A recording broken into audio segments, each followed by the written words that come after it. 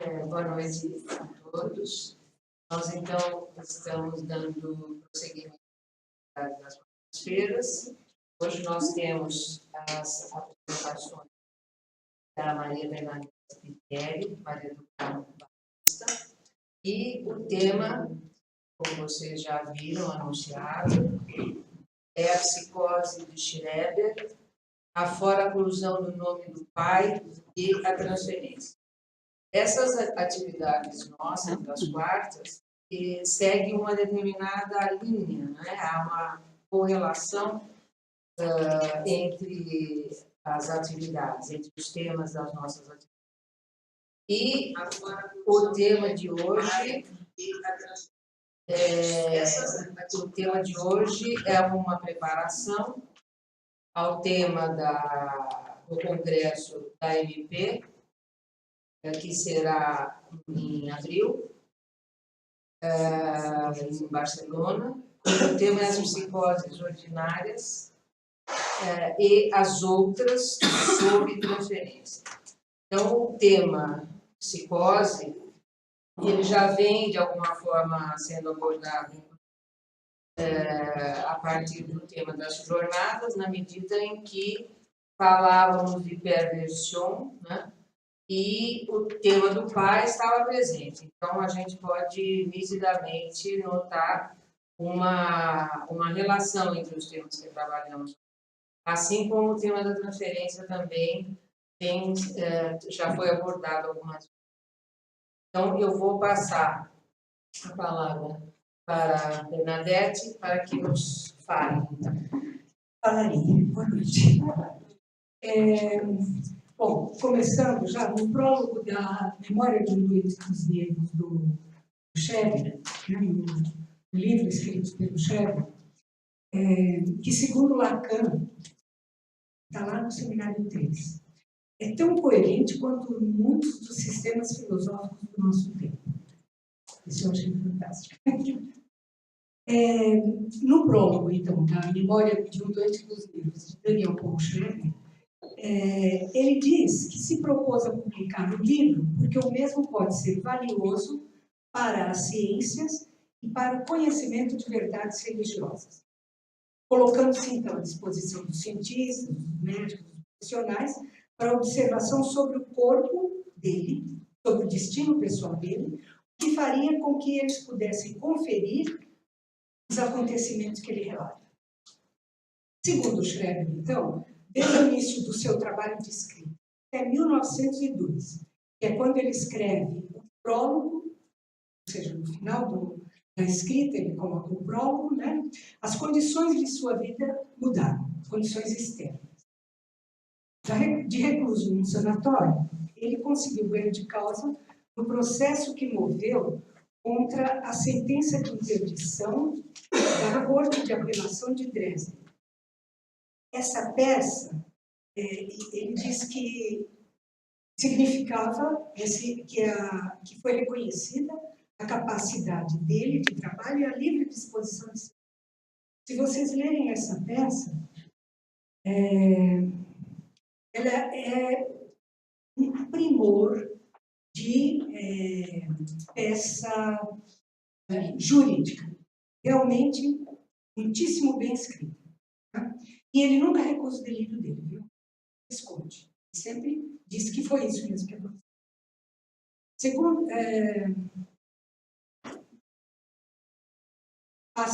Segundo Lacan, o texto de Schreber se confunde com o seu delírio. O livro se confunde com o delírio.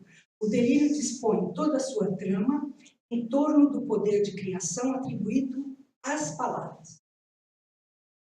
Bom, depois do prólogo, o Schreber vai colocar uma carta aberta ao conselheiro, professor Dr. Flesch, na qual ele vai dizer para o Flesch que citou Flesch em diferentes momentos em nome do conhecimento da verdade no campo religioso, pois foi de Flesch que foram extraídos os negros que se transformaram em almas provadas.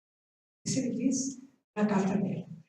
O Flesch, o Schreber diz, adquiriu um poder sobrenatural que exerceu e ainda exerce uma influência nociva sobre ele, Schreber. E a prova é que as vozes que falam com ele diariamente, essa é a prova, colocam Flesch como autor dos danos sofridos por Schreber. O Schreber não duvida que o primeiro impulso, como dizem os médicos, considerados pelos médicos como alucinações, o primeiro impulso que ele teve, considerados como alucinações, consistiu na influência emanada do sistema nervoso do Flesch para o sistema nervoso dele, Schreber. O que ele significa, o que para ele, Schreber, significa que o Dr. Flesch se manteve com os livros de Schreber uma relação hipnótica à distância, pois ele não teve mais contato com Flesch desde que ele teve alta. Né? Quando ele foi internado na clínica de Flesch com o diagnóstico de Covid. Muito interessante, porque isso é dito muito seriamente, de uma forma muito bem construída, diria logicamente, muito bem construída. Essa primeira internação, foi no hospital de Flesch, ocorreu logo que ele foi nomeado vice-presidente do Tribunal Regional e concorreu às eleições pelo Partido Nacional Liberal quando ele foi derrotado. O Dr. Flesch, então, vai passar a ser o perseguidor de Schreber durante todo o período descrito por ele. Mas ele tem o cuidado de dizer nessa carta que se trata da alma do Flesch e não do homem da realidade. É a sua alma que me persegue.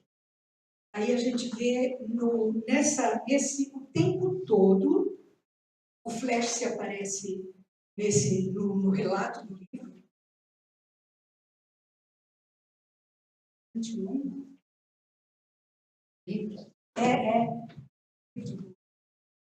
Schreber, o tempo todo ele... 467. 467. O tempo todo o Flesch aparece. O tempo todo. Volta e meia ele vai fazendo referência. No apêndice do livro, temos um escrito do Schreber de 1900, em que é justamente o escrito que ele mandou para o tribunal, que o nome que ele dá é o seguinte: em que condições uma pessoa doente mental pode ser mantida reclusa em um sanatório contra sua vontade manifesta? É uma peça bastante coerente. Segundo ele, a primeira doença, quando ele foi internado a primeira vez na clínica do Flesch, nada teve relacionado ao sobrenatural. Depois de ter sido liberado, né? Ele viveu bem 8 anos e diz que só se frustrava por não ter tido filho. Em 1893, ele é nomeado presidente da Corte de Apelação de Dresden. Segundo ele, uma nomeação irrecusável, pois feita pelo próprio Kaiser. E realmente era isso. A partir dessa época, ele relata que, a partir da nomeação, ele passou a ter sonhos e nos sonhos a doença havia voltado. Ele vai dizer que ele só deu importância a estes sonhos, né, por causa das experiências posteriores.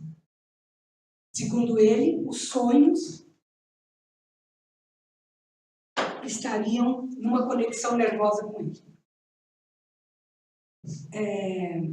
E numa manhã, meio adormecido ou meio disperso, o Lacan disse que foi uma ideia hipnopômpica,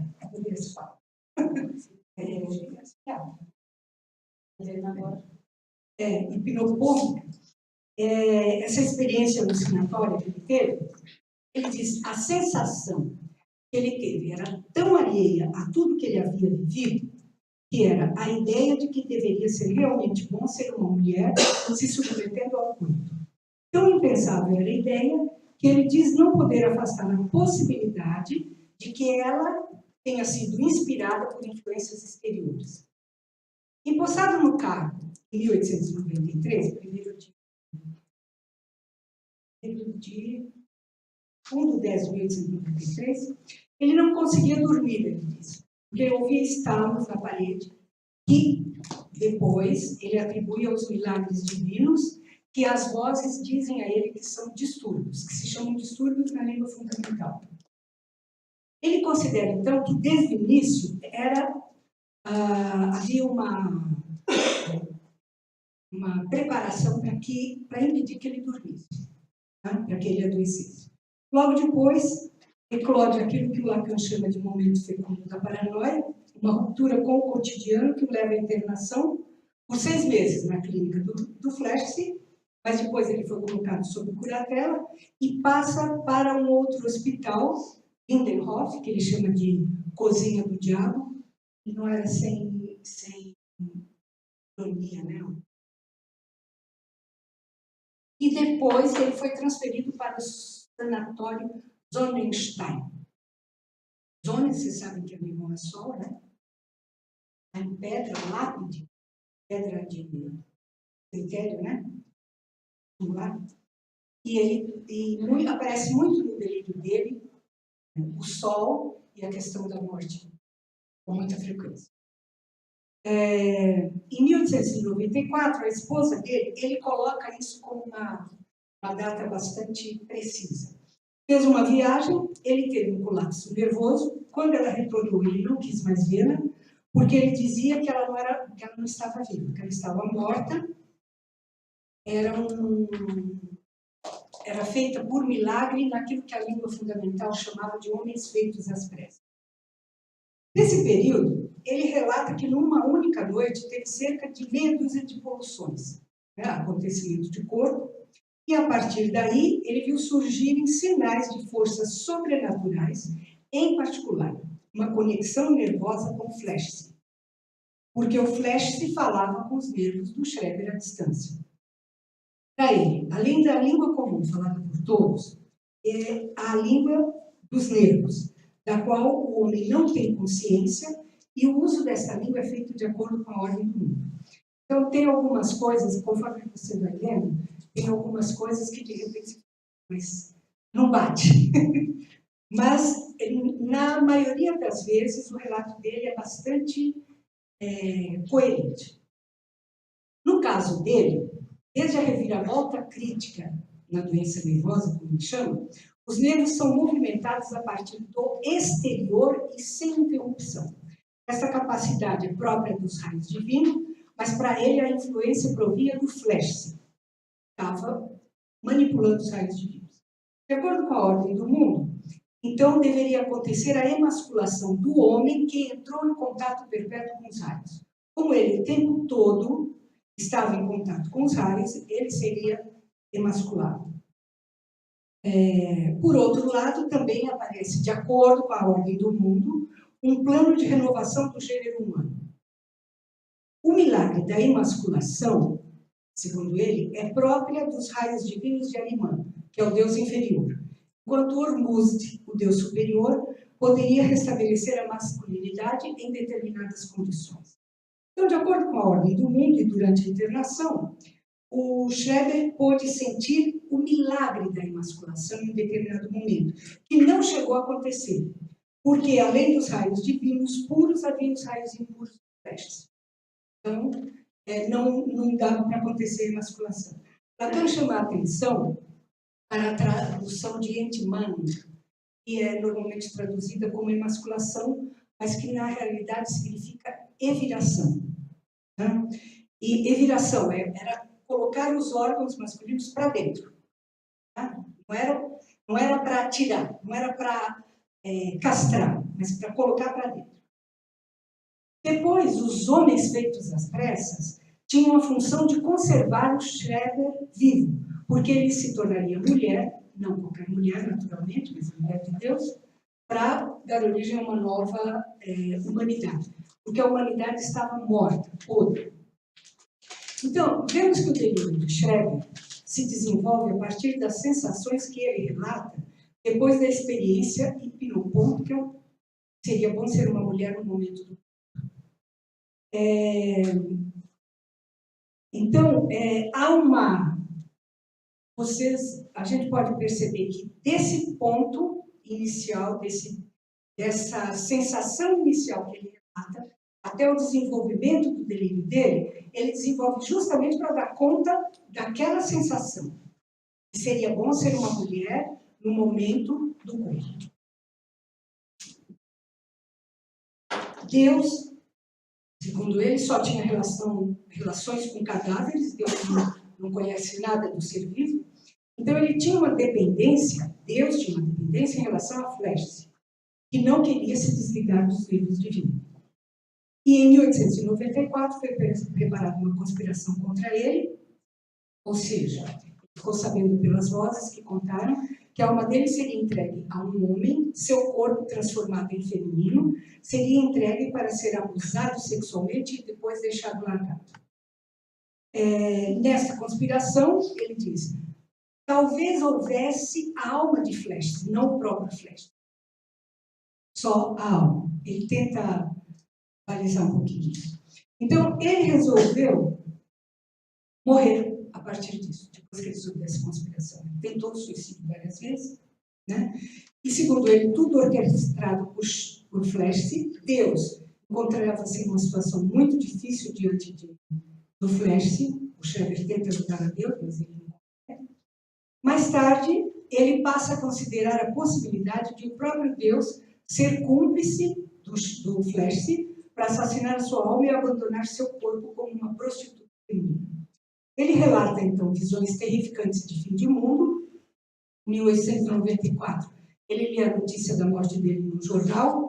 E aqui eu cito o Schreber, porque eu acho bastante interessante o que ele diz aqui, a propósito da notícia no jornal.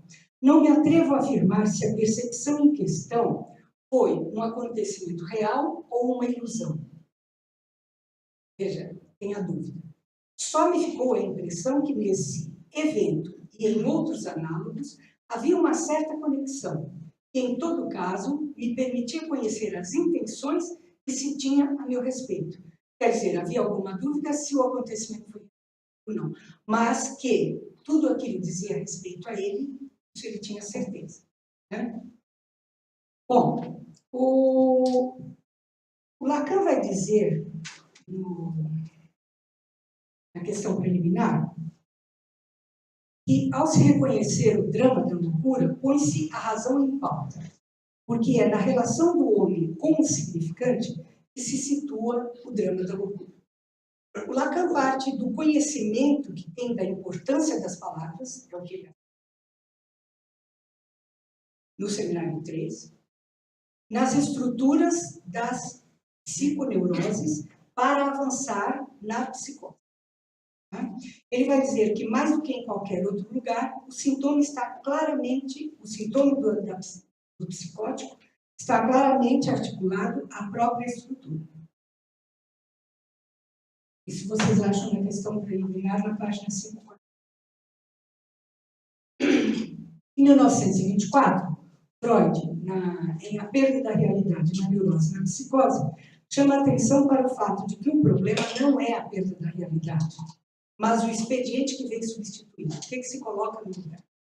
Para Freud, o inconsciente, e aqui eu cito Lacan, tanto Freud, são pensamentos que, se suas leis não são, de modo algum, as mesmas dos nossos pensamentos, de todos os dias, são perfeitamente articulados. Está na questão preliminar 5.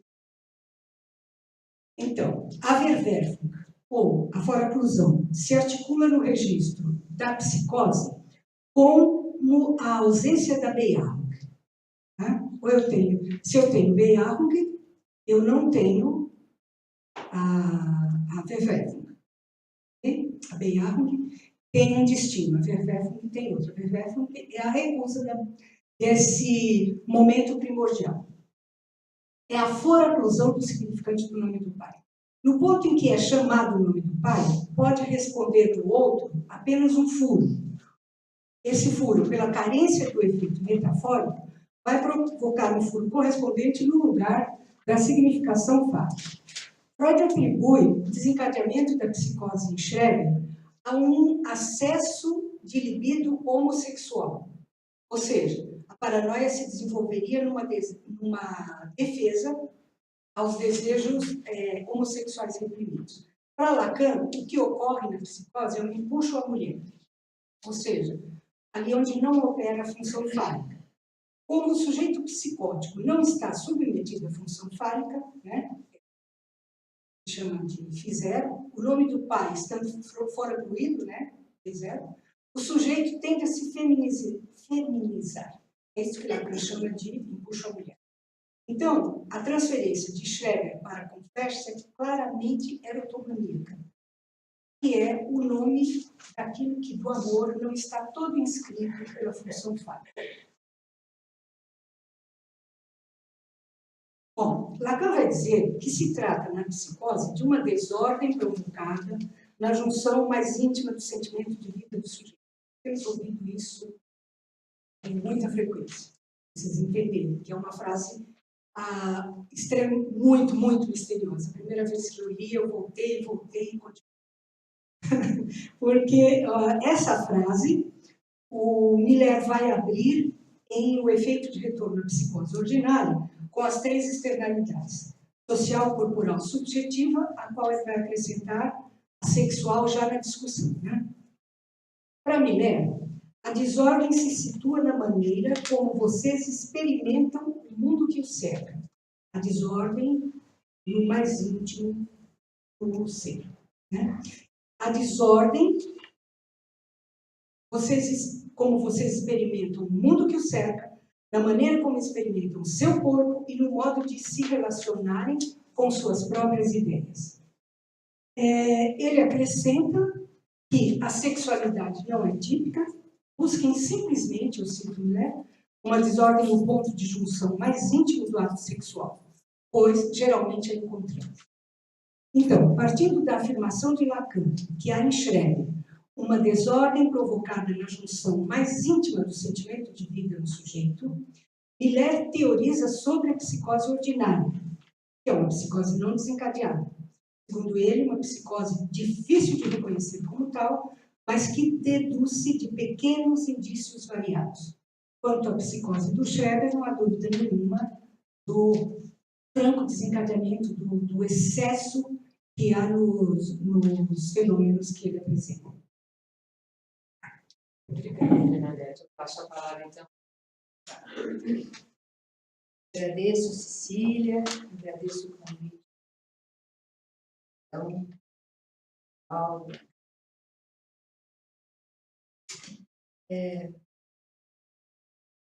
Eu me propus, esses livros todos, eu fico embaralhado eles, mas me propus a tomar 5 pontos, dos quais eu acho que vou reduzir a 2, porque a Bernadette já deu muito bem conta de vários desses pontos. A primeira coisa que me interessa é o contexto político e social da Alemanha na época dos desencadeamentos do Schreber. Schreber desencadeou 3 vezes.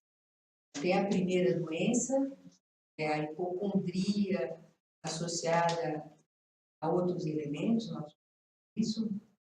A segunda doença, essa de 1894, e uma terceira doença, depois da publicação das memórias, quando estava praticamente estabilizado, tinha tido alta. Quando morre a mãe, ele novamente é internado e fica internado até morrer. Então, foi um total de 13 anos de internação, entre idas e vindas. Então, me interessa trabalhar o contexto político na primeira doença, que é essa hipocondria que o levou a ficar 6 meses internado. Bernadette, não se pronuncia em alemão G, final, flashes. Não se pronuncia como G. Não, é como S. Flashes. Foi quando ele conheceu, então, na primeira doença, o Dr. Flashes. Ou Emil Flashes. Eu sempre falei Flashes, bem assim. Que o tratou somente nesse período. dos 6 meses. Uhum. Depois deixou de ser, ele voltou a procurá-lo, mais uma vez, em Leipzig, mas Flesch tentou tratá-lo sem internação, não conseguiu, e ele foi internado, então, em outro sanatório, né? Então, mas para sempre, a transferência negativa, porque ele está baixo, se a gente põe assim, fica... Né? Para sempre a transferência negativa ficou marcada com flechas. Essa transferência erotomaníaca que aparece por todos os capítulos, quase em todas as páginas aí, Memória de um Doente dos Nervos.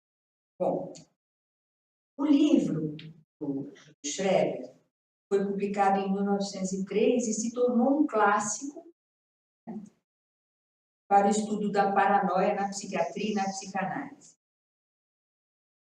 Em 1911, Freud transforma o livro, como a Bernadette já mencionou, num documento científico.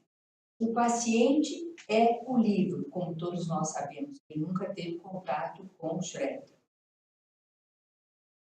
A paranoia parece ter desempenhado um papel crucial na ideologia do nacionalsocialismo, com o estatuto de ideologia e teologia oficial do Estado. Tem aqui os autores que dizem isso, para quem se interessar, mas no cerne do nacionalsocialismo, para esses autores, está a paranoia. Então, um estudo minucioso da natureza e da estrutura dos mecanismos paranoicos, de seu funcionamento no plano individual e coletivo, pode explicar, para Elias Canetti, o sucesso dos nazistas em sua mobilização da população. Canetti interpreta a autobiografia, o livro do Canetti é Massa e Poder, em 1970. Canetti interpreta a autobiografia de Schreber como precursora de outra autobiografia paranoica mais famosa, composta na prisão, Mein Kampf, Minha Luta, de Hitler. Livro que posteriormente recebeu altas honrarias por traçar o sistema político e tornando-se também credo de uma grande nação que vem a conquistar a Europa, né? E por um triz o mundo. O elo entre a paranoia e a liderança totalitária é, primeiro, o conteúdo histórico das tramas conspiratórias contra as quais lutam o paranoico e o líder totalitário. Tanto Schreber quanto Hitler viam seus destinos ligados a todo tipo de perigos específicos, como o perigo da contaminação e da corrupção judaicas, por exemplo. Segundo, o paranoico e o ditador sofrem de uma doença do poder, de uma vontade patológica de sobrevivência exclusiva e do impulso a sacrificar o resto do mundo. Nos delírios apocalípticos de Schreber, o fim do mundo é encenado de diversas maneiras. Bastante encenado.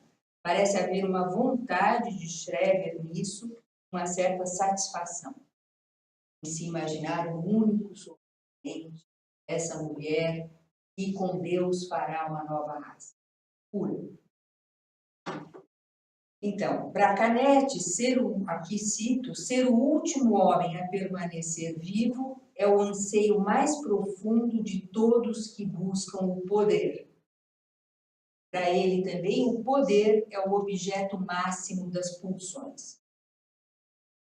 O texto de Schreber, portanto, é um depósito de fantasias que se inspiram e inspiram o fascismo. Elas se inspiram no fascismo e inspiram o fascismo. Para ficar mais claro isso, há uma relação muito grande. Quando, em 1902, Schreber é absolvido pela Suprema Corte, a mesma da qual fora presidente, a decisão para o ex-colega poderia ter sido diferente se, em seu delírio, ele já não houvesse exibido uma predileção libidinal fascista. Aspas. Ser a mulher de Deus para criar uma raça nova e pura. Fecha aspas. Então, ele se mostra como um puro ariano nesse livro. Isso foi muito importante para a sua absolvição. Em nenhum momento ele fala de judeus criticando, ou de negros. Se apresentasse dessa maneira, não seria absolvido com tanta facilidade. Ou mesmo como homossexual, qualquer coisa. Há, portanto, um vínculo entre as memórias e alguns aspectos e obsessões centrais do nacionalsocialismo. Então, vamos ver que vínculos, então, agora, agiram sobre o Schreber. Na primeira doença, eu já expliquei, havia como base da grave hipocondria, das manifestações delirantes, 2 tentativas de suicídio, uma sensação de emagrecimento que não se verificava, porque ele, de fato, tinha engordado 2 quilos, né? Havia como base todo o sistema sócio-sanitário político implantado na Alemanha por seu pai, Daniel Moritz Schreber. Todos os jardins da Alemanha chamavam-se Schrebengarten, com base nos livros do Dr. Schreber, pai, sobre a boa forma e o bem-viver saudável. Havia um totalitarismo na família de Schreber, ao mesmo tempo que começava a vigorar na Alemanha, a gente está falando de 1894, vejam como é bem anterior à deflagração do nazismo, né? Havia um totalitarismo na família de Schreber, ao mesmo tempo que começava a vigorar na Alemanha o despotismo nazista.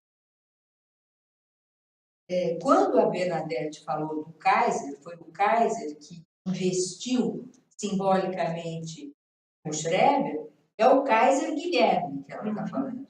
Né? Isso. Não se trata ainda do Hitler. Na segunda doença, já diagnosticada como demência paranoide e tal, há uma ligação profunda, que ele recebeu alta só 9 anos depois, foi em 1893, né? Uma ligação profunda entre o material schreberiano e as fantasias políticas e sociais que atuaram no nazismo, mais para frente, né? Como uma religião política perversa.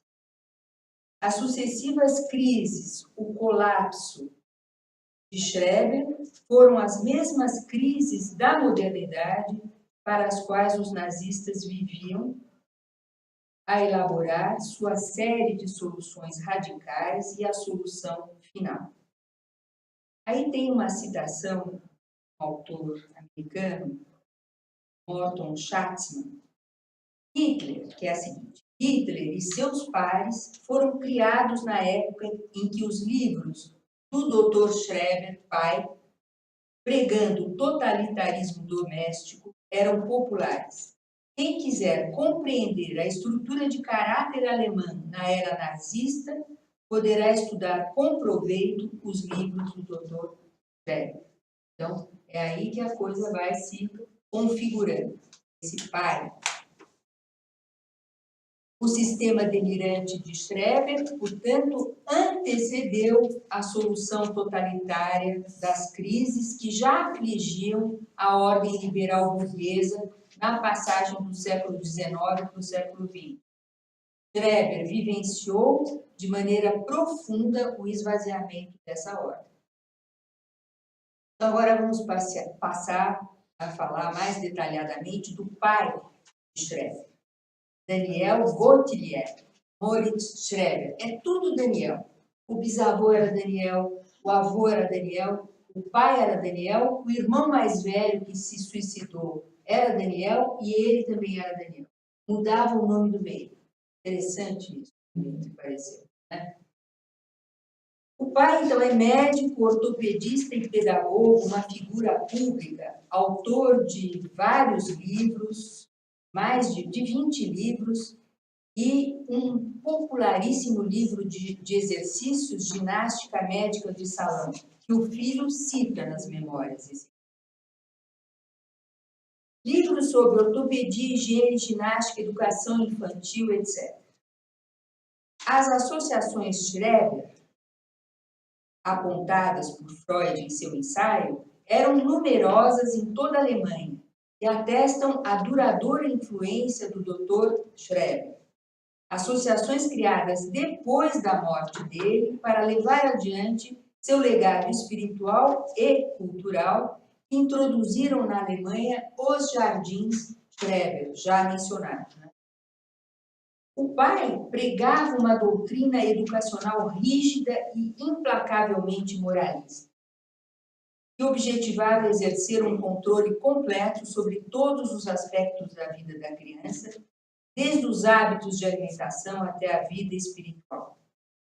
Para garantir a postura ereta do corpo, eu quero então distribuir para vocês aqui os aparelhos do Dr. Schreber. Por favor, quem pode pegar aqui é o outro, mas tem 10 de cada. Acho que dá para isso. Então, para garantir a postura ereta do corpo da criança em todos os momentos do dia, inclusive durante o sono, projetou e construiu vários aparelhos ortopédicos de ferro e couro. Esses aparelhos aí são de ferro e couro. E aí no outro tem as ginásticas que ele recomendava. Quem assistiu a Fita Branca, o filme, né? Filme do austríaco Haneke. Nesse filme, as crianças aparecem amarradas, né? E tinha essa amarração noturna tinha por único objetivo evitar a masturbação, que é produto das elaborações do trabalho do Dr. Schreber. Bom, então, Schreber viveu sob uma contenção emocional e supressão radical de todos os sentimentos relativos à vida sexual, por exemplo, que eram considerados imorais por esse sistema que o criou.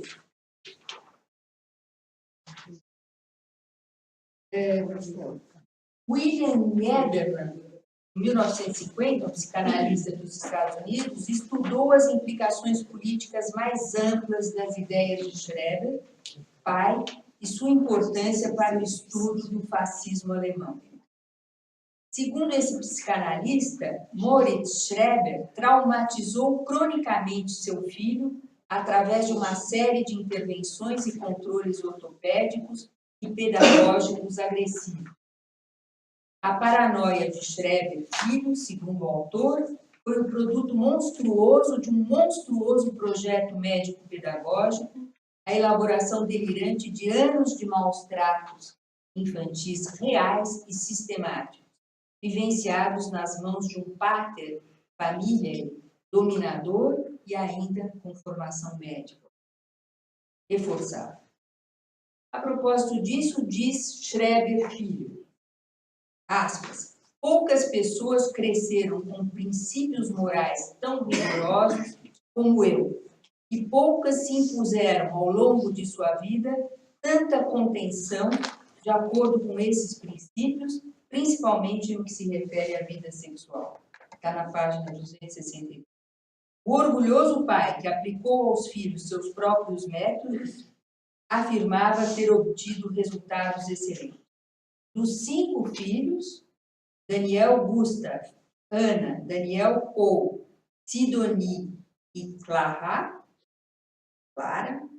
o mais velho se suicidou aos 38 anos e Daniel Paul ficou 13 anos internado, terminando seus dias demenciado.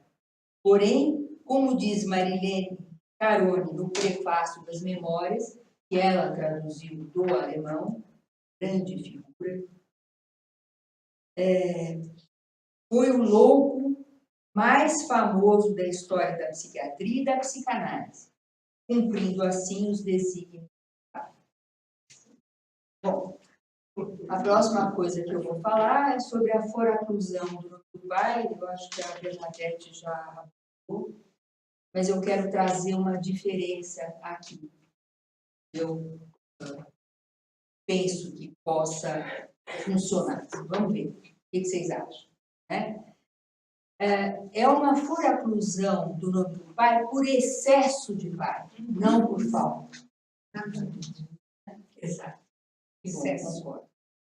Por excesso do pai imaginário, um atravessamento do pai real também, e não por falta ou ausência, como a gente costuma, ou declínio da função paterna. Um excesso. Como a gente acabou de demonstrar, como eu acabei de demonstrar, como era esse homem. Freud, no fim do seu ensaio, diz que sua análise sobre Schreber desembocou no conhecido terreno do complexo paterno. Diz Freud, no volume 12 da edição Standard, página 55, a luta do paciente com flashes foi-lhe revelada como um conflito com Deus. Então, devemos interpretá-la como um conflito infantil com o pai a quem ele amava. Os pormenores desse conflito, do qual nada sabemos, são o que determinou o conteúdo de seu delírio. Podemos relacionar as formações mentais bizarras do sistema delirante de Schreber, inclusive as fantasias rebuscadas, as imagens distorcidas e as fantasias alucinatórias, com acontecimentos específicos da relação precoce pai-filho e demonstrar o núcleo de verdade nas produções paranoicas do. Então, eu fiz um esqueminha aqui, rapidinho, o corpo do menino Schreber na infância. Ele estava submetido a 3 fatores essenciais. Ele era manipulado pelo pai, no mínimo, para colocar esses aparelhos.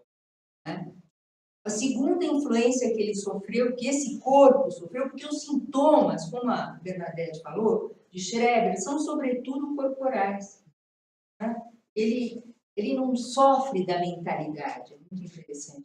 Ele escreve sobre a mentalidade, mas o sofrimento é corporal. A outra influência, os livros do pai, sempre ilustrados, como vocês viram, com as intervenções que os pais deveriam fazer nos corpos dos filhos. E o terceiro fator, o encontro com os corpos deformados dos jovens pacientes do pai, que, em geral, se hospedavam na casa dos Schreber e participavam das refeições em família. Cada um dos sintomas corporais de Schreber tem um cerne de verdade, Bernadette, a ser buscado no sistema do pai.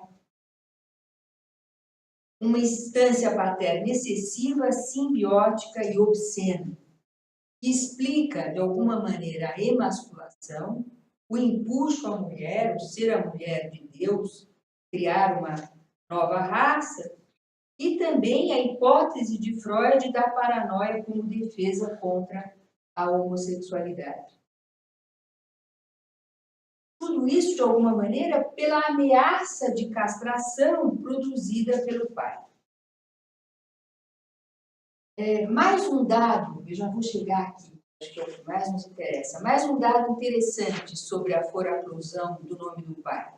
A mãe de Schreber era uma mulher pouco afetiva, deprimida e inteiramente dominada pelo marido. Isso também graças à Marilene. Porque na época de Freud não havia pesquisa nenhuma sobre o Schreber. Tudo começou e tem agora, tem associações schreberianas de outro tipo, para estudar tudo que se refere a ele, né? Mesmo quando ela traduziu, não tinha. Bom, aqui está a fórmula como conhecemos da metáfora paterna, ou, como diz Lacan na questão preliminar, a fórmula da substituição significante. O nome do pai sobre o desejo da mãe versus o desejo da mãe sobre o significado para o sujeito. É assim que ele escreve na questão preliminar. Nome do pai sobre o grande outro e, debaixo da barra, o falo. Está na página 564. A Bernadette já trabalhou isso. A foraclusão, bom, eu pus DN em minúsculo aqui, nessa outra parte. Né? Que aqui nós vamos para a foraclusão. Eu resolvi trabalhar a metáfora paterna pensando na foraclusão. Bom, o desejo materno deve ser minúsculo aqui, com essas características. Imaginarização pura, como todo e qualquer esquema, mas tudo bem. Pensando na mãe do Shrek. Um pai, o nome do pai elevadíssimo. Porém, como diz Lacan, a foraclusão é a foraclusão do significado. Quando o nome do pai é chamado, eu vou repetir, Bernadette já falou, mas eu achei muito interessante isso, responde no outro um puro e simples furo. Aqui no outro. Puro e simples furo. Com o qual, pela carência de efeito metafórico, então, se tem furo, não tem o efeito metafórico no outro, né? Provocará um furo correspondente no lugar da significação fálica. E então aparece a foraclusão do nome do pai. Diz Lacan, essa é a única forma possível de conceber o que Schreber apresenta o resultado, com seu delírio, como sendo um dano que só ele tem condições de desvendar parcialmente. E onde, com os nomes de Fleschsee e do pai Schreber, a expressão assassinato de almas desempenha um papel essencial. Está claro que se trata aí de uma desordem provocada na junção mais íntima do sujeito. Então, aqui, quando não há o significado metafórico, no zero ali, do pai para o sujeito, há apenas a concretude do pai excessivo, que, em termos lógicos, ao anular o significado, acaba também por anular-se.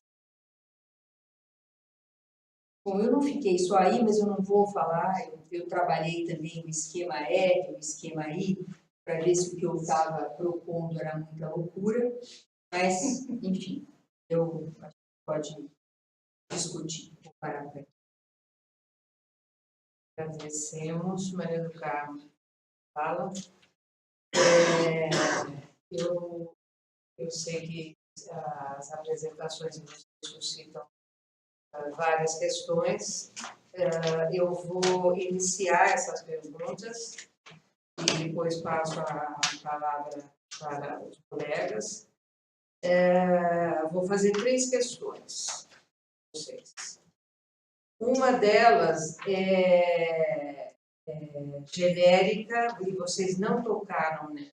Porém, Bernadette, ao utilizar o texto mais de perto, Schreber talvez tenha uma ligação maior com essa pergunta, e foi inclusive numa mesa das nossas jornadas, na qual eu fui debatedora. Eu volto com essa questão, que eu acho sempre instigante. Qual seria o papel da escrita no Schreber?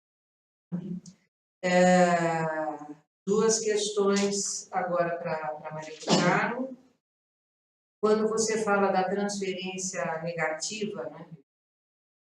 Ele também negativa, flash, Agora eu falei exatamente. Não é o nome.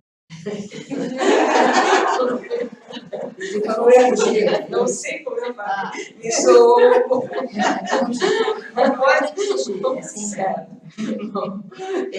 Quando você falou da transferência ativa, em relação a ele, né?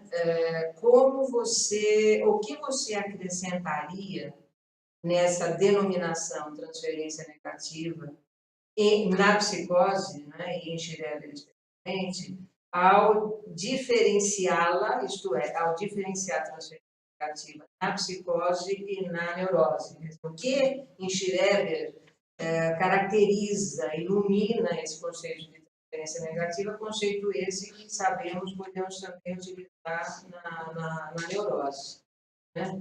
Porque é algo tanto quanto mais especial. Essa é uma pergunta em relação à transferência. E a última, antes de passar a palavra aos colegas, na primeira parte da sua fala, né, quando você localiza o contexto político, sociopolítico da Schreber, e no que você desenvolve, né, bastante perto, há uma referência à causalidade da estrutura. Eu queria, é uma pergunta sobre a causalidade. Quando você fala do contexto sociopolítico, eu vejo, de certa forma, uma diferença quando você estabelece a questão do pai, da família Schreber, o pai e a mãe. Mas quando você fala do contexto socioeconômico, há uma ideia de causalidade. Você prontamente aqueceu, né, a minha. Então, eu gostaria que você falasse um pouco mais dessa causalidade que fica presente na sua fala. Eu vou imediatamente passar a palavra e depois vocês retornam. Patrícia, depois Paulo. Sim, Diane. Vamos ficar nas três?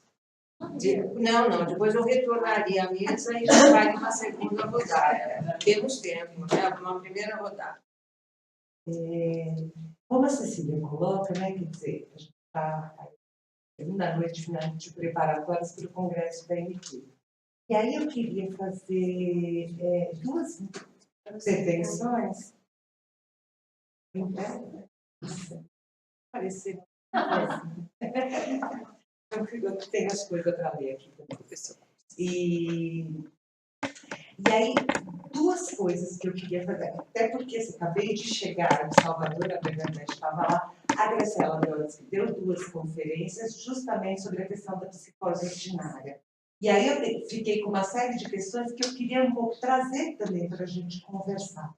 Sobretudo, a partir da precisão muito...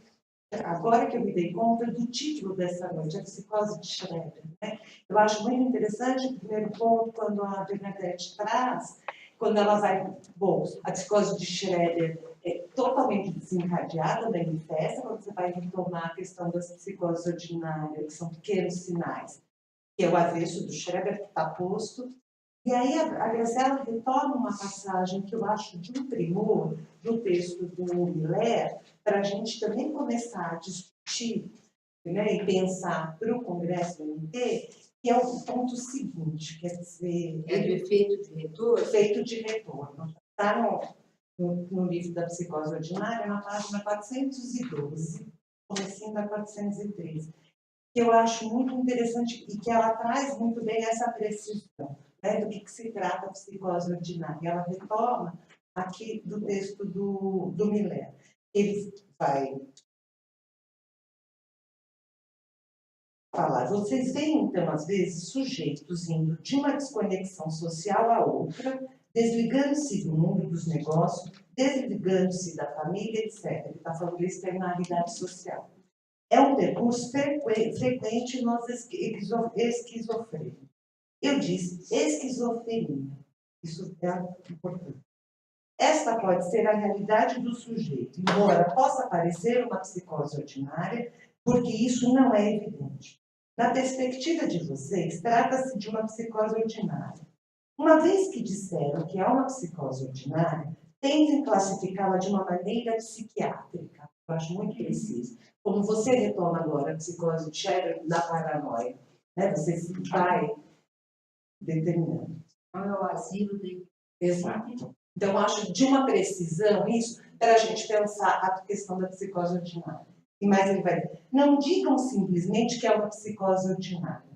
Devem ir mais longe e reencontrar a clínica psiquiátrica e a psicanalítica clássica.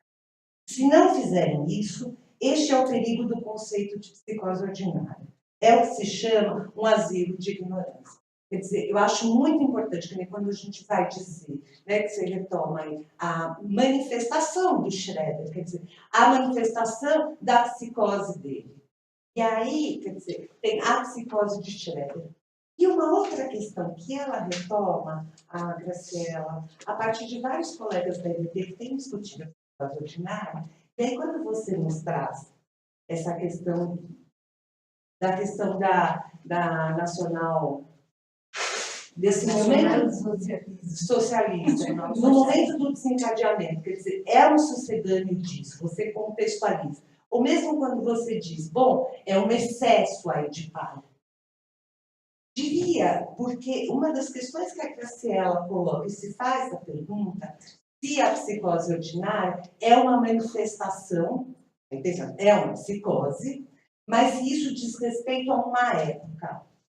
Quer dizer, ela vai nos trazer, quando você diz, quer dizer, hoje a gente vê menos a psicose manifesta como de Schroeder, o que a gente chama de clássica ou de extraordinária, e mais a psicose ordinária, né? Porque isso tem a ver com a época. É uma psicose, ela vai dizer, que eu acho muito interessante, ela vai dizer, a psicose ordinária é uma manifestação clínica do declínio do nome do pai e da foraclusão generalizada.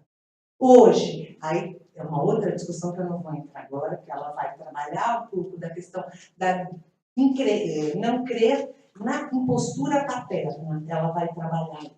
Né? Mas eu fiquei, quando você traz essa atualização aí, eu nunca tinha pensado nisso, da manifestação ou do desencadeamento do Schroeder. Nesse momento, da época dele. Hoje, a gente talvez, então, veja menos esse tipo de manifestação da psicose, e a gente vê o que a gente tem trabalhado um pouco mais das psicoses ordinárias, porque isso tem a ver com uma época no sentido da foraclusão generalizada, o declínio do nome do pai, quer dizer, questões para a gente começar a discutir.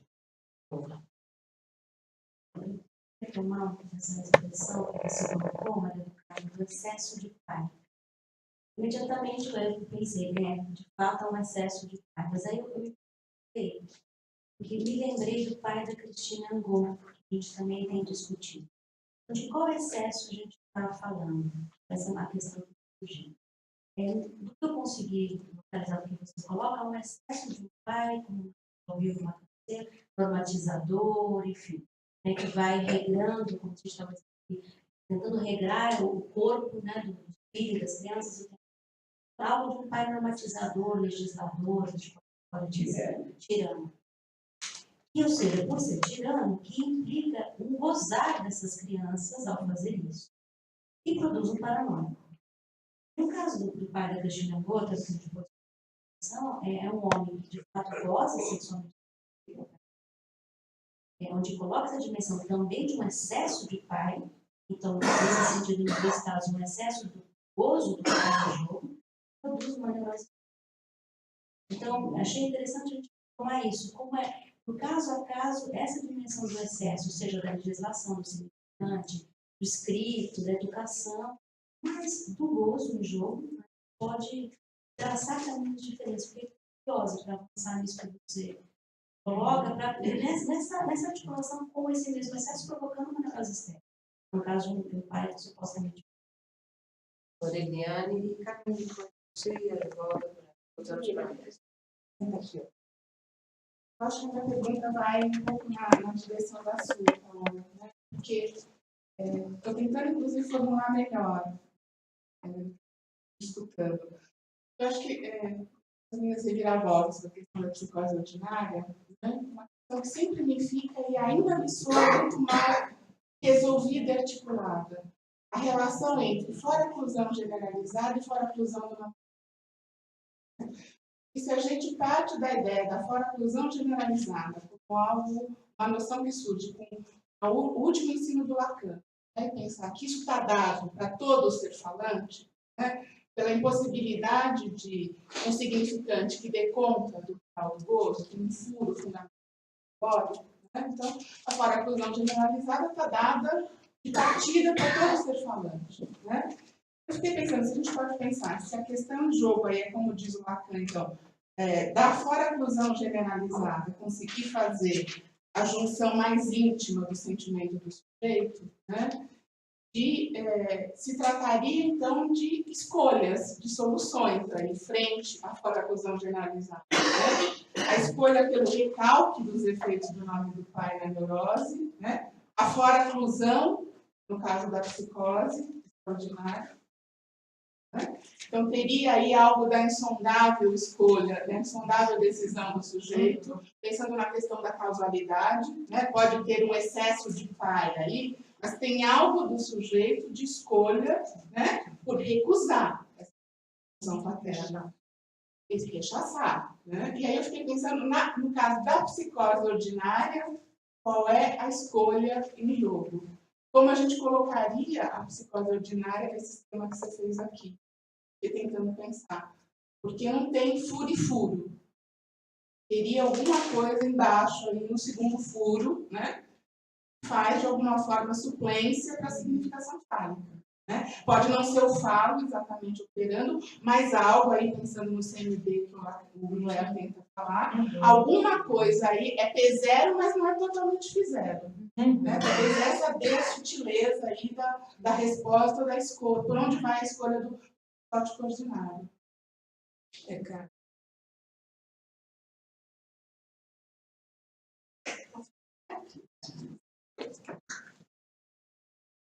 Bom, eu vou pela transferência, que acho que comenta um pouco, junta a questão da fora-inclusão. Mas pensando em flash, certo? Falou. Acabei de aprender, mas Já estou deu ensinando. certo. Eu pensei, flashes entra como terceiro a relação entre e Deus.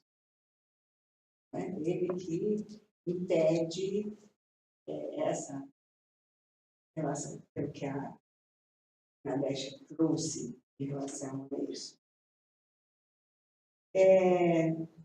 Então, indo por esse raciocínio, o Fleches, ele entra no lugar daquele que o Lacan fala de uma questão no momento do desencadeamento, é quando há um confronto com um pai, na posição de terceiro. Então, basta entrar na posição de terceiro, que é o desencadeamento, e me pareceu bastante interessante pensar, então, aí na transferência, tanto pela vida, eutomania, quanto da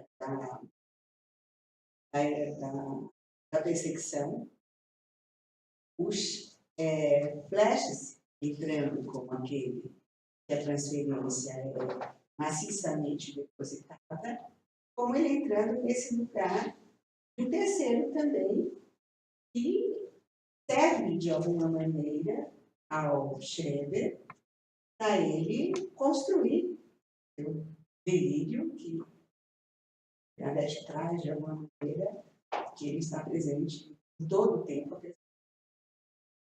nos 6 meses, né, de presença. Um pouquinho.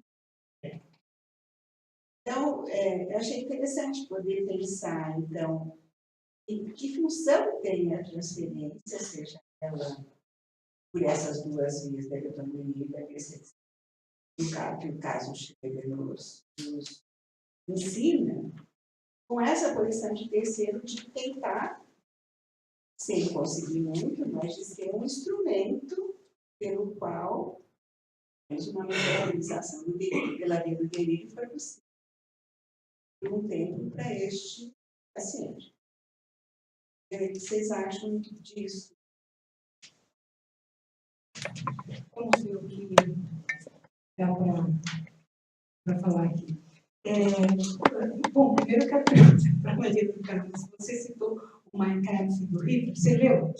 É a coisa mais chata que eu já vi na minha vida. Você leu? Li. É terrivelmente chato, mas não é do mesmo quilate do delírio do Schreber. Aí que é interessante, porque para o Hitler, você diria que o Hitler era psicótico? Sim, mas não é do mesmo quilate do delírio do Schreber. O Schreber é riquíssimo. O Hitler fica preso nas questões, ele fica em volta das questões dos judeus, da raça ariana, da conspiração mundial e etc. Né? Da contaminação. Num certo sentido, ele até tinha razão, né? Não vamos entrar nisso. Bom, aqui, a Cecília, a gente já tinha falado disso um pouco, né? O que a escrita, né? O papel da escrita no Schreber, ele começa a escrever depois que ele estabiliza um pouquinho, depois que ele constrói o delírio a partir das alucinações físicas, auditivas que ele tem, e a partir do momento que ele constrói o delírio, que parece, é o que parece pelo relato dele, ele está razoavelmente estabilizado, e ele vai escrever para conseguir que o tribunal o coloque de volta na sociedade. E parece, então, que o escrito é interessante, porque você fala do psicótico, não tem o Verdure, não tem o Verdure, mas tem outro. Tanto que ele se dirige ao público, à ciência, aos tribunais, porque ele quer voltar. Ele quer voltar à sociedade. Ele quer voltar a ter posse dos bens, ele quer voltar a ficar livre. Né? É uma primeira coisa que eu pensei. Agora, a questão sociopolítica que você coloca e a ideia da causalidade, isso ficou meio... Sim, que eu dirigi mais. Que você dirigiu a Maria do Carmo. Pode falar. Isso então, eu quero pensar, eu fiquei pensando nisso. É que é bem em cima em cima do que ela falou, e não, para mim bateu. Que é a questão de, o contexto político produz paranoicos? Essa é a pergunta. E aí, como é que a gente fica com a estrutura? Porque, a menos que nós falemos de paranoia generalizada, né? Neuróticos, psicóticos, uma paranoia generalizada. Mas paranoia no sentido psicótico, o contexto político produziria uma psicose, eu tenho minhas dúvidas. Né? Porque a Paola fala aqui se o excesso de pai produz um paranoia. Eu também acho que não. Ele produz o excesso... Não, você falou isso. Produz um paranoia. Pode produzir um paranoia ou histérica. Mas ela pegando a Cristina. Sim, mas então não produz nada. Eu acho que não produz. Eu acho que não produz. O que eu acho que o excesso do pai... Exatamente. É insondável. Mas o excesso do pai produziu, foi material para o delírio do Schreber. Muito material. Muito material. Né? Inclusive algumas coisas que ficam meio... que tem a censura, a parte da censura, que a gente não sabe exatamente o que ele ia dizer ali, mas parece que tem uma coisa de abuso, não só o abuso do pai de Tolheiro, mas daquele irmão mais velho que se tornou, coisa do tipo. Porque um capítulo inteiro foi muito difícil conseguir publicar o livro. Nenhuma editora aceitava. E a família se contrapunha. Exatamente. Até que Ele fez um acordo com a família, retirou um capítulo inteiro, Exatamente, que E aí- referia a família. e falava Que desses que tais são- abusos. dos abusos, né? Aí, Nunca mais se encontrou, desculpa, material. Desapareceu completamente. Todos os pesquisadores que eu eles estão procurando. Seria interessante. O Freud também reclamou isso, né? Teria que ter aquilo para ter mais. Quando a Patrícia fala aqui da psicose ordinária, você falou, é o avesso da psicose do Schreber. No meu entendimento, não seria o avesso. A psicose schreberiana é uma questão de intensidade. Né? Você lendo o Miller, com a psicose ordinária, com as externalidades, né? São coisas mais, como a Eliane falou, tem alguma coisa do falo, mas não tem o nome do pai, tem alguma coisa. Tem alguma coisa que, o make-believe, né? De alguma forma, tem alguma coisa ali que acredita e dá para segurar um pouquinho o sujeito. Mas eu não veria como avesso, não. Eu vejo como é psicose. Sim. Psicose ordinária é psicose. E é uma intensidade maior ou menor. Daí dizer se é uma paranoia, se é um... Exatamente. Não é? Exatamente. Não é uma nova categoria. Não, exato. Esquizofrenia, paranoia, Exatamente. psicose ordinária. Exatamente. Porque aí, quando você coloca a fala da Graciela, que foi interessantíssima,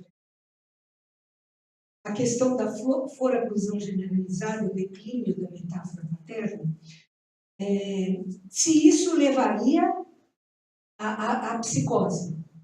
Também não. Não, então, eu acho que é importante a gente distinguir que a gente está falando de manifestações. Quer dizer, não é a política, quer dizer, qual é o mal-estar da comunidade? É diferente. A psicose não diz respeito à política. É por isso, ou fez isso, vai ter psicose, que é o que ela traz. É por isso que a gente não pode abandonar a questão estrutural. A meu ver, não se pode abandonar a questão estrutural porque as manifestações estão aí. E o Lacan é muito claro no seu módulo 3, na questão preliminar. Há o fenômeno, mas qual é a estrutura desse fenômeno? O fenômeno está aí. E, às vezes, uma histérica totalmente descompensada parece que você está lidando com código desencadeado, né? Isso, a Carmen, sobre a transferência, Carmen, quando você fala da relação terceira, se o Flesch entraria nesse terceiro lugar, eu não sei, porque o que desencadeia uma transferência, o que desencadeou a transferência erotomaníaca do Schreber, me parece que foi justamente a posição ali. Sabe, a questão entre ele e Deus. E Deus e Schreber, às vezes, se trocam de lugar. Tanto que, às vezes, Flesch entra no lugar de Deus também, ou comanda Deus. Eu acho que a Maria do Carmo talvez possa aparecer. Bom, eu vou começar uma coisa que eu havia escrito e quando eu tinha trabalhado a questão da investidura, né, simbólica. Então, Schreber ingressou num dos principais centros de poder e de autoridade da Alemanha pré-hitlerista, a Suprema Corte da Saxônia. Seus sintomas eram resposta a uma forma de conhecimento das disfunções profundas dos sistemas político-teológicos que sustentam o mundo. Então, tem esse aspecto. Né? E aí eu quero dizer, já vou entrar na discussão que vocês propuseram, que eu acho interessante. Mas eu quero, isso eu tenho muito claro, que a paranoia é a manifestação, ou é a ideia, ou, eventualmente, o afeto, posso dizer, predominante na modernidade e na hipermodernidade, associada aos novos arranjos geopolíticos, ideológicos, desde a queda do muro, enfim. A paranoia, a gente pode, no final do século XX e até agora, esses 17 anos do século XXI, a paranoia está presente. Olha o que vivemos hoje no Brasil. É um sistema completamente paranoico, né? Como dizia o Benjamin, encontramos-nos num momento de perigo. Agora, hoje, né? Ele dizia isso em outro tempo, mas eu acho que cabe hoje. Tá? E o pior é que quando há uma cultura da paranoia, como hoje em dia, não só no Brasil, né? Vamos para a França, pessoas não saem direito mais às ruas, morrem de medo. Todo o medo, a paranoia, esse afeto está extremamente presente, né? Então, quando há uma cultura da paranoia, o fascismo está rondando. Isso eu acho muito importante a gente reter.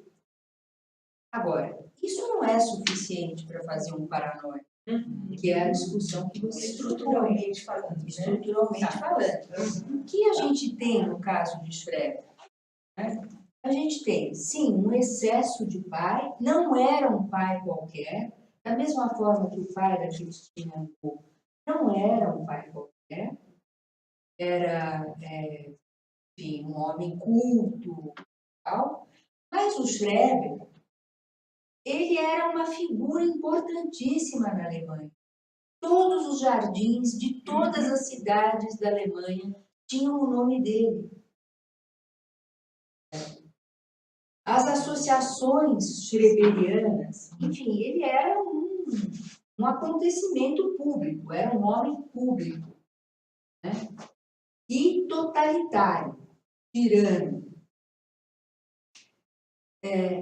Na causalidade, todo o tempo acho que eu estou falando, né, dessa causalidade sociopolítica, sociocultural, psíquica, que se transforma em causalidade psíquica.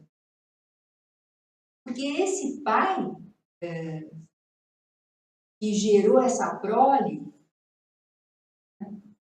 ele, que tem toda essa importância que eu falei, ele acaba por transformar o excesso em um furo.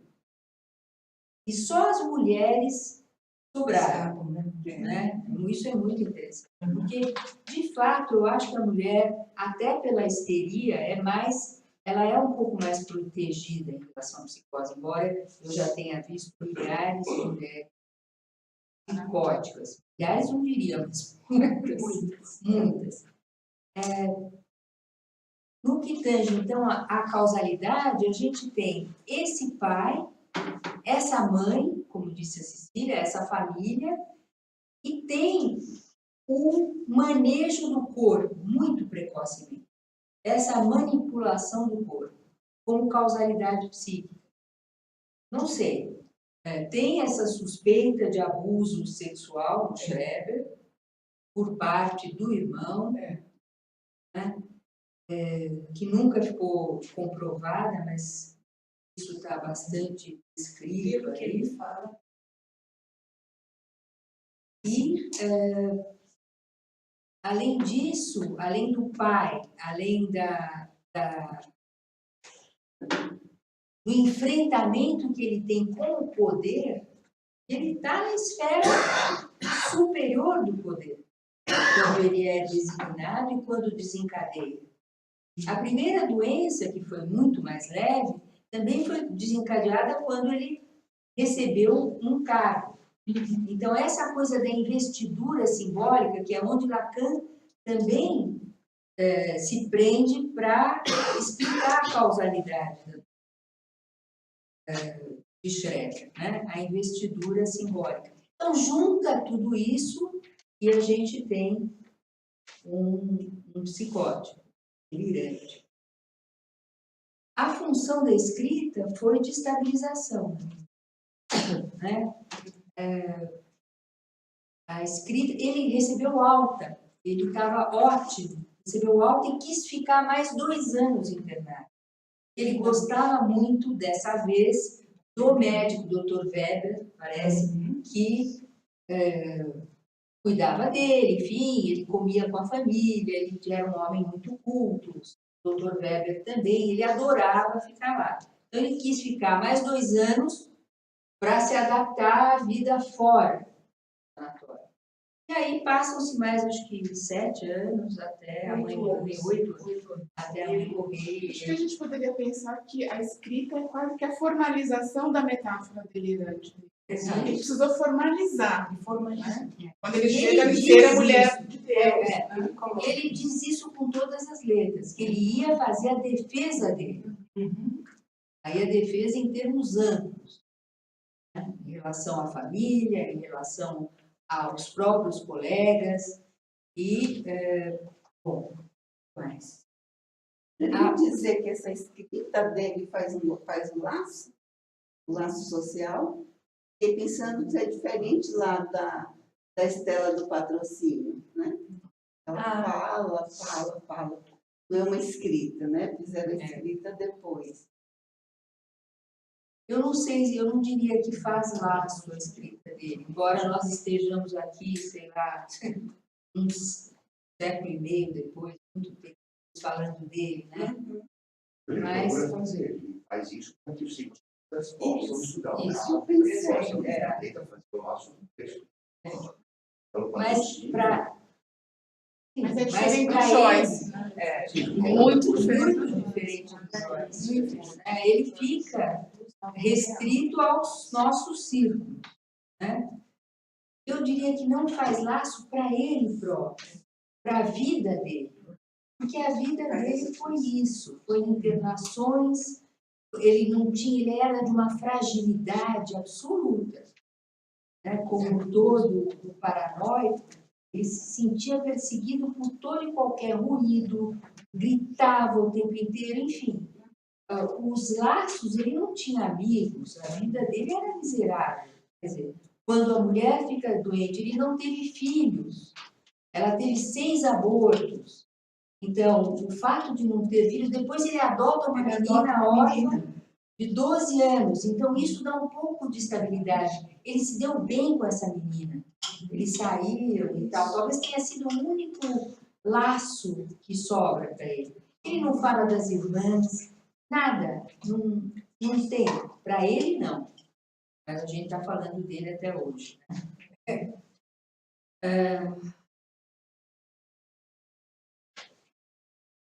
Sobre a psicose ordinária, eu acho que ela sim diz respeito a uma época, mas não nos esqueçamos que a paranoia, num sentido mais generalizado, a gente pode falar, talvez possa inventar isso. Nós estamos sob uma paranoia generalizada. Junto com a fora-oclusão generalizada, tem uma paranoia generalizada. Vamos nos cuidar. Que coisa boa não vem.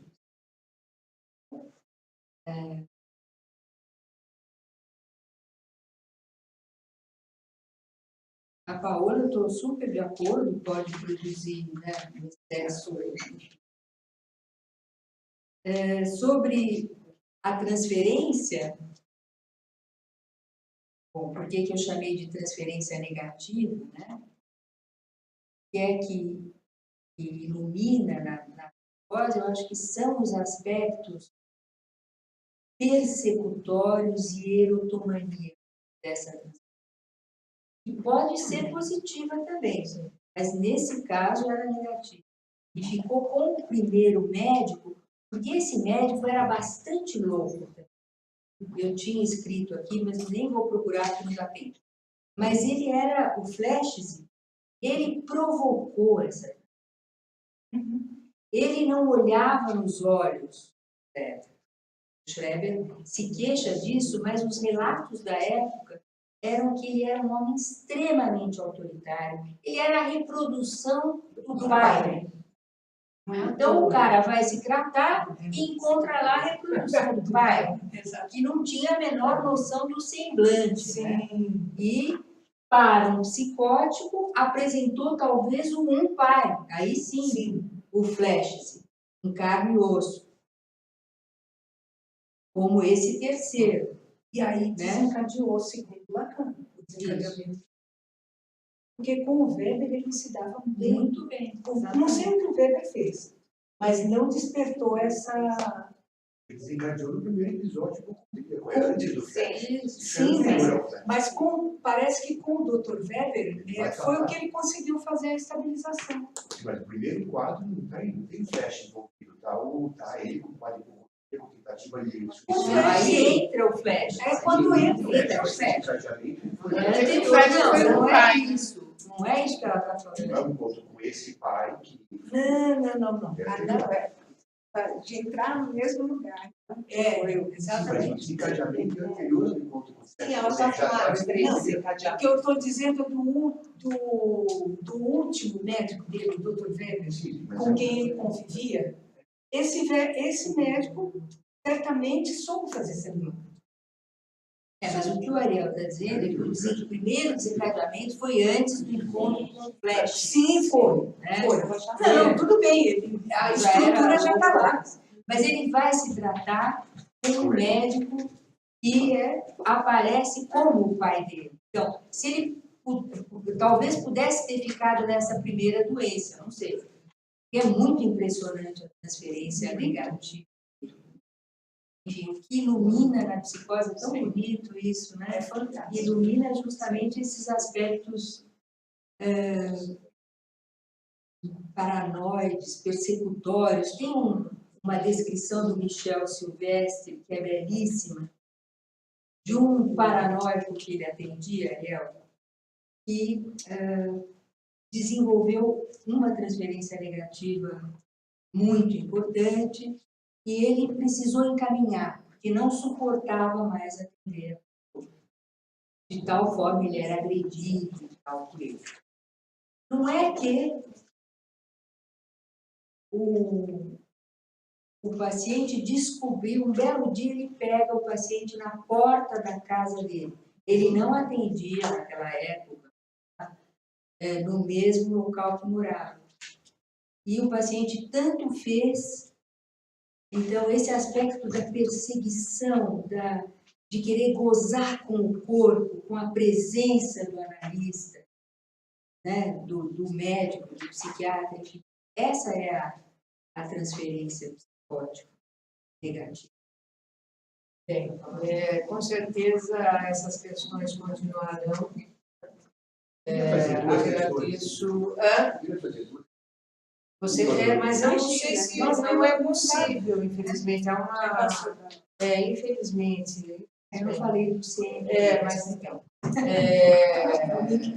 Talvez se possa, em algum momento das próximas atividades, trazer essas questões, se houver essa possibilidade, mas hoje não é possível. Agradeço, então, Bernadette e Carolina, a discussão de vocês e quero anunciar a próxima atividade da semana que vem, orientação lacaniana, curso de Jacques Lamidelli. Então, a aula que ele deu, a primeira aula nos seminários, esta aula será retomada. Então, até quarta-feira.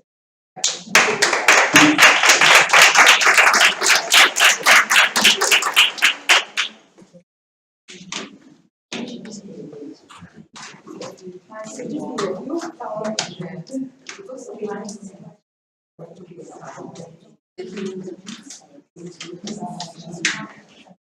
Nossa, mas eu gostei da abordagem. E as perguntas foram muito Das jornadas.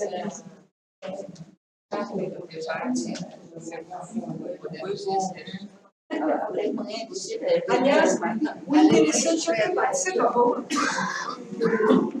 Para que bom, né?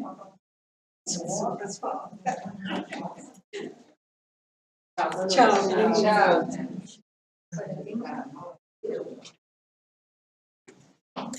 muito bom para discutir, né? Pena que o Ariel não colocou as questões dele. Eu gostaria de ouvi-las.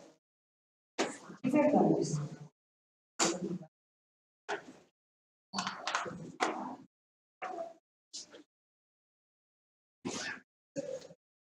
Próxima semana.